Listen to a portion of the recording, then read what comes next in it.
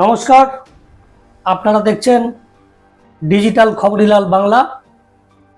আমি বিথিন আপনাদের সঙ্গে এই মুহূর্তে।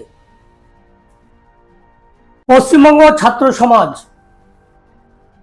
এই সংগঠনের আহ্বায়ক শাহুল লাহিড়ীর ছেড়ে দেওয়ার নির্দেশের বিরোধিতা করে গত শনিবার সুপ্রিম কোর্টের দ্বারস্থ হয়েছিল রাজ্য সরকার। এদিন অর্থাৎ সোমবার সেই মামলা খারিজ করে দিল দেশের শীর্ষ আদালত। বহাল রইল কলকাতা হাইকোর্টের আগের নির্দেশ। আদালত জানিয়ে দিল ওই ছাত্রনেতা অর্থাৎ সায়ন মল্লিকের জামিন মঞ্জুর হওয়াই উচিত ছিল। পশ্চিমবঙ্গ ছাত্র সমাজের নবান্ন অভিযানে গোলমালের অভিযোগ এবং সে কারণেই তাকে গ্রেপ্তার করা হয় কলকাতা পুলিশের তরফ থেকে।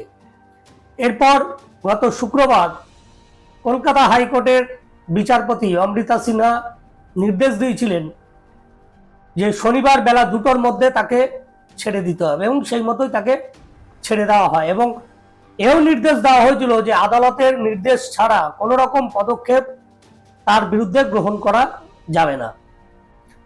শনিবার আমরা দেখলাম বেলা 2টোর আগেই ছাড়া পান সায়ন মল্লিক, এবং তারপরই কলকাতা হাইকোর্টের নির্দেশকে চ্যালেঞ্জ করে সুপ্রিম কোর্টে চলে যায় রাজ্য সরকার। তবে শীর্ষ আদালতে রাজ্যের আবেদন সোমবার খারিজ হয়ে গেল। সেই নির্দেশকে চ্যালেঞ্জ করে সুপ্রিম কোর্টে যে দ্বারস্থ হয়েছিল রাজ্য সরকার, সেখানে দাঁড়িয়ে রাজ্য সরকার কোনো সুফলই পেল না। সোমবার বিচারপতি জেবি পারদিওয়াল এবং বিচারপতি মনোজ মিশ্রের ডিভিশন বেঞ্চে এই মামলার শুনানি ছিল। শুনানিতে হাইকোর্টের নির্দেশের বিরোধিতা করায় প্রশ্নের মুখে পড়তে হয় এদিন রাজ্য সরকারকে। ফের একবার সুপ্রিম কোর্টে, হাইকোর্টের পরে আবার সুপ্রিম কোর্টে সায়নের গ্রেপ্তারি নিয়ে প্রশ্ন তোলে শীর্ষ আদালতের দুই বিচারপতি। এদিন বিচারপতি পারদিওয়ালার প্রশ্ন, 100 জনের মধ্যে ওই ছাত্র নেতাকে পুলিশ কেন গ্রেপ্তার করলো? তারপরই কলকাতা হাইকোর্টের নির্দেশ উল্লেখ করে বিচারপতি পারদিওয়াল এদিন বলেন ওই ছাত্র নেতার জামিন মঞ্জুর হওয়াই উচিত, এ নিয়ে কোনো সন্দেহ নেই, কিন্তু এফআইআর খারিজের বিষয়টি বিবেচনা করা যেতে পারে। রাজ্যের কাছে তিনি এদিন জানতে চেয়েছিলেন সায়নের বিরুদ্ধে কতগুলো এফআইআর দায়ের হয়েছে কলকাতা পুলিশের কাছে। রাজ্য সুপ্রিম কোর্টে জানায় মোট 11টি এফআইআর দায়ের হয়েছে এই ছাত্রনেতা সায়ন মল্লিকের বিরুদ্ধে। রাজ্যের আইনজীবী এদিন অর্থাৎ সোমবার সুপ্রিম কোর্টে বলেন হাইকোর্টে মামলা করা হয়েছিল, সায়নের মা তার পাল্টা মামলা করেছিলেন, কিন্তু তিনি কর্মসূচির ডাক দেননি। কর্মসূচির ডাক দিয়েছিল সায়ন। প্রশ্ন উঠছে সায়ন নিজেই নবান্ন অভিযান কর্মসূচি করেছিলেন নাকি এর নেপথ্যে অন্য কেউ আছে। যদিও রাজ্যের যুক্তিতে এদিন সায় দেয়নি সুপ্রিম কোর্ট। তবে সায়নের জামিন প্রসঙ্গে এদিন বিচারপতি পারদিওয়ালা মন্তব্য করেন, প্রথমে নগর দায়রা আদালত ও পরে হাইকোর্ট থেকে জামিন নিতে পারতেন ওই ছাত্র নেতা। এখানে উল্লেখ করা প্রয়োজন, সায়নের গ্রেপ্তারি নিয়ে শুক্রবার প্রশ্ন তুলেছিলেন হাইকোর্টের বিচারপতি অমৃতা সিনহা। রাজ্যের তরফে সেদিনও আদালতে জানানো হয়েছিল যে নবান্ন অভিযানকে কেন্দ্র করে যে কর্মসূচির ডাক দেওয়া হয়েছিল সেই ডাক দিয়েছিলেন সায়ন মল্লিক। ওই কর্মসূচিতে পুলিশের কোনো অনুমতি ছিল না।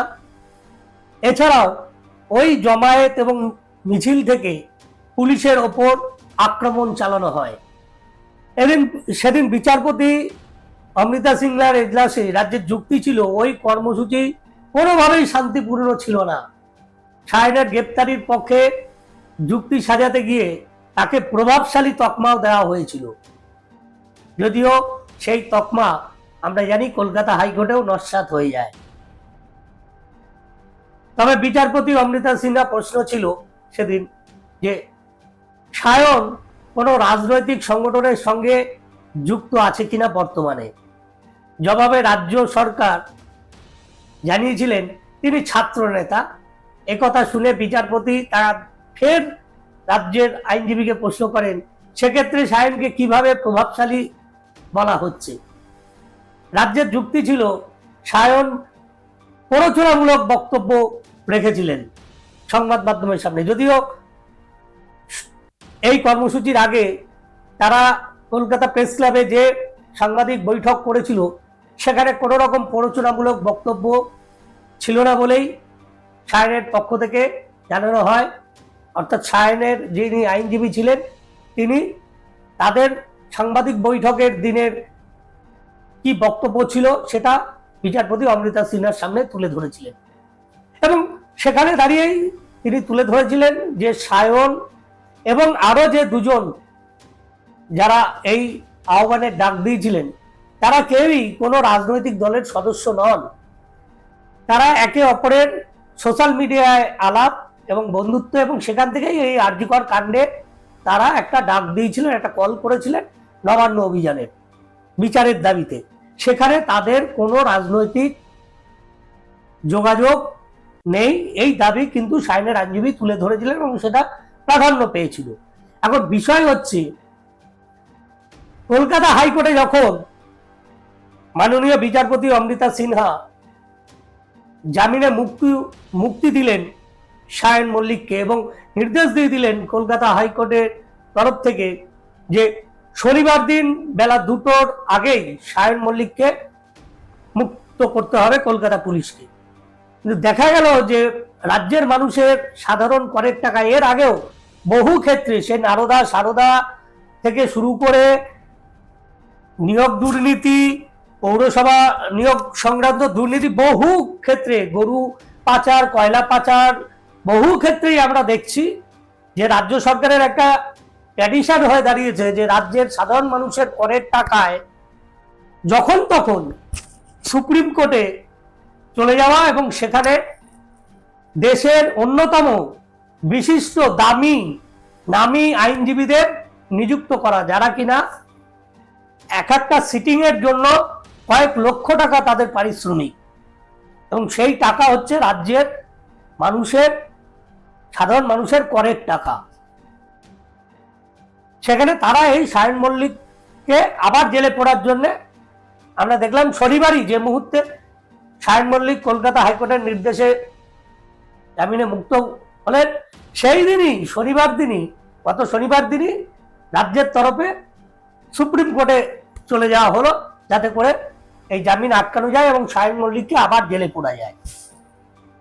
এখন বিশেষজ্ঞরা বলছেন বা আইনজ্ঞরা বলছেন যে মামলা কোনো সারবত্তাই ছিল না, এই 11টা এফআইআর এর যেখানে সারবত্তাই নেই, যে কারণে ভৎসনার মুখে পড়তে হয়েছে কলকাতা পুলিশকে, যে কারণে কলকাতা হাইকোর্ট জামিনে মুক্ত করার নির্দেশ দিচ্ছে, সেই মামলা সুপ্রিম কোর্টের মতো দেশের শীর্ষ আদালতে আবার নিয়ে যাওয়ার কোনো যুক্তিই ছিল না রাজ্য সরকারের। কিন্তু এই যে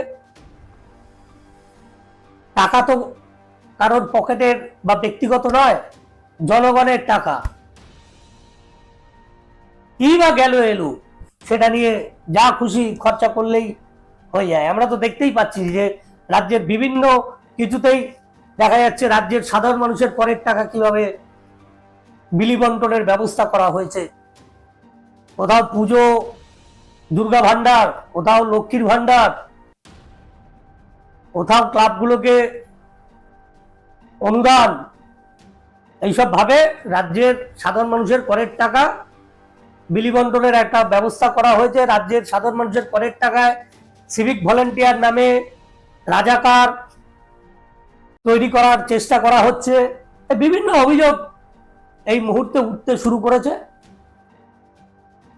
বলা যেতে পারে যে আজকের সুপ্রিম কোর্টে রীতিমতো ভৎসনার মুখে পড়তে হলো রাজ্য সরকারকে, আবারও রাজ্য সরকারের মুখ পুরল দেশের শীর্ষ আদালতের সামনে।